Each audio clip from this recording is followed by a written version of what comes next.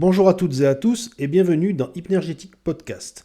Aujourd'hui, nous allons nous demander pourquoi la constance bat le talent. Dans un monde obsédé par le génie et le talent, il est facile de croire que seuls ceux qui sont naturellement doués réussissent. On admire les prodiges du sport, de la musique ou de l'entrepreneuriat comme s'ils étaient touchés par une grâce spéciale. Pourtant, derrière chaque succès durable se cache un ingrédient invisible mais crucial, la constance. La persévérance quotidienne, le travail régulier et l'effort discipliné surpassent bien souvent le talent brut. Explorons ce concept illustré par des exemples historiques, sportifs, artistiques et entrepreneuriaux et voyons pourquoi la constance n'est pas seulement utile, mais indispensable pour atteindre l'excellence.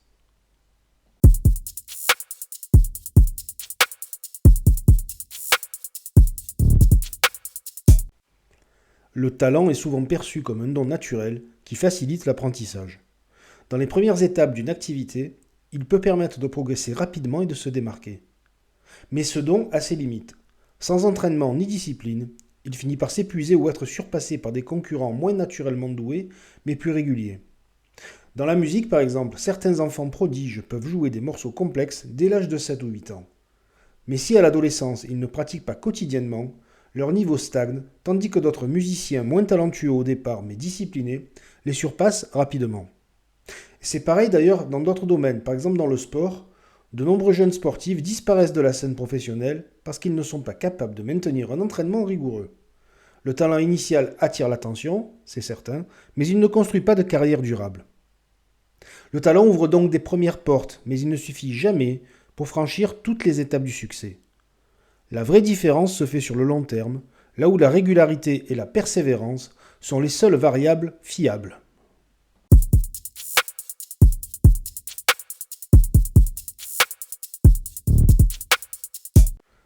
La constance transforme le potentiel en compétence réelle. Elle repose sur 3 piliers. 1. La répétition. Pratiquer régulièrement permet d'ancrer les compétences. 2. L'amélioration continue. Chaque séance permet d'identifier des points faibles et de progresser. 3. L'accumulation exponentielle. Les efforts réguliers, même modestes, produisent des résultats exponentiels sur le long terme. Et il y a des tas d'exemples dans pas mal de domaines, notamment par exemple Lionel Messi, qui est souvent considéré comme un joueur naturellement doué. Pourtant, il a passé des milliers d'heures à répéter ses gestes techniques dès son enfance. Chaque dribble, chaque frappe, chaque entraînement quotidien ont construit sa maîtrise incroyable du football. Dans un autre domaine, dans le domaine de l'écriture, avant le succès mondial de Harry Potter, J.K. Rowling a subi de nombreux refus d'éditeurs. Ce n'est pas son talent d'écrivaine qui a fait la différence, pourtant il est réel, mais sa persévérance à terminer son manuscrit et à le soumettre encore et encore. La constance, contrairement au talent, est contrôlable. On ne peut pas choisir de n'être doué, mais chacun peut décider de pratiquer régulièrement et d'améliorer ses compétences jour après jour. Le talent est inné, la constance est un choix.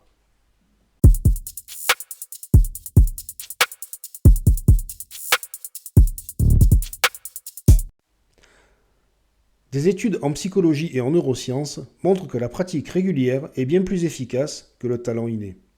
Le cerveau se restructure grâce à la répétition, en créant des connexions neuronales solides qui rendent les compétences automatiques. Il y a également ce qu'on appelle l'effet cumulé. Selon la théorie des 10 000 heures, popularisée par Malcolm Gladwell, il faut environ 10 000 heures de pratique délibérée pour atteindre un niveau d'expertise exceptionnel. Ce n'est donc pas le talent qui compte, mais la quantité et la qualité de l'effort répété. Pratiquer régulièrement expose à des échecs et des erreurs. Et c'est ce qui permet d'apprendre à persister et à corriger les faiblesses. Le talent seul ne prépare pas à l'échec. C'est la résilience couplée à l'apprentissage qui permet la réussite. Ainsi, la constance n'améliore pas seulement la compétence technique, elle développe également la discipline mentale et la résilience, indispensables pour atteindre des objectifs ambitieux.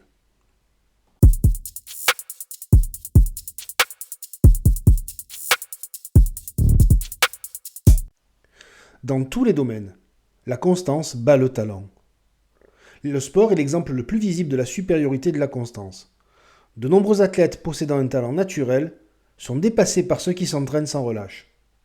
Si on prend l'exemple du tennisman Roger Federer, bien qu'ayant un talent plus que certain, Son succès est avant tout le fruit d'une pratique constante, d'une préparation minutieuse et d'une discipline quotidienne. Si on prend également le cas des équipes de football, des clubs qui sont moins riches mais disciplinés tactiquement peuvent battre des équipes composées de joueurs entre guillemets plus talentueux mais moins réguliers dans leur préparation. Dans la musique et dans les arts également. Si on parle de l'exemple des Beatles, avant de devenir célèbres, ils ont joué des centaines de concerts dans de petits clubs à Hambourg. Cette constance dans la pratique et la scène leur a permis de développer une cohésion et une maîtrise qui surpassaient de nombreux groupes plus talentueux mais moins assidus. Enfin, on peut également trouver cette constance-là dans l'entrepreneuriat. Par exemple, Amazon, créé par Jeff Bezos, c'est pas devenu un géant du jour au lendemain. La constance dans l'innovation, l'amélioration des processus et l'expérimentation quotidienne ont été la clé de sa croissance phénoménale. Et c'est pareil pour les startups.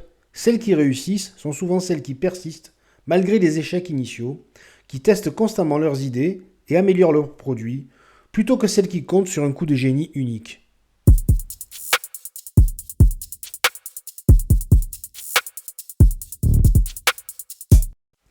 La constance ne crée pas seulement la compétence, elle façonne aussi la personnalité. Ceux qui s'engagent dans une pratique régulière développent 1. La discipline, c'est-à-dire la capacité de faire ce qui est nécessaire même quand on n'en a pas envie. 2. La patience, c'est-à-dire comprendre que les résultats ne viennent pas instantanément et qu'il faut persister. Et enfin la résilience, apprendre à surmonter les échecs et à persévérer malgré les obstacles, forge le caractère. Un exemple très simple. L'inventeur de l'ampoule électrique, Thomas Edison, il a réalisé des milliers d'expériences avant de réussir. Il a d'ailleurs une citation célèbre dans laquelle il disait « Je n'ai pas échoué, j'ai juste trouvé 10 000 solutions qui ne fonctionnent pas ».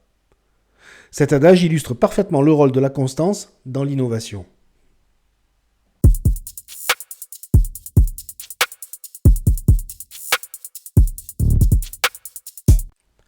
Finalement, on pourrait dire que la constance se développe comme un muscle. Il faut le travailler.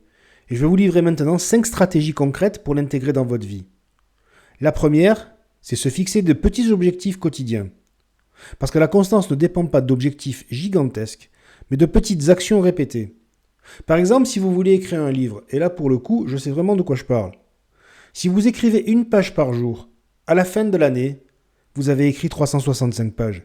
Et c'est beaucoup plus efficace que de vouloir écrire 20 pages dans une journée. Deuxième stratégie, établir une routine. Faire de la pratique un réflexe quotidien élimine la dépendance à la motivation. Parce que les habitudes, tout simplement, sont plus puissantes que les élans ponctuels de talent ou d'inspiration. Troisième stratégie, suivre ses progrès. Si vous tenez un journal ou si vous utilisez des outils de suivi, ça vous permettra de constater vos progrès, même lents, et de rester motivé. C'est un excellent indicateur, c'est comme un tableau de bord. Quatrième stratégie, accepter l'échec comme une étape. Chaque erreur est une opportunité d'apprentissage. La constance consiste à se relever à chaque fois et à continuer malgré les revers.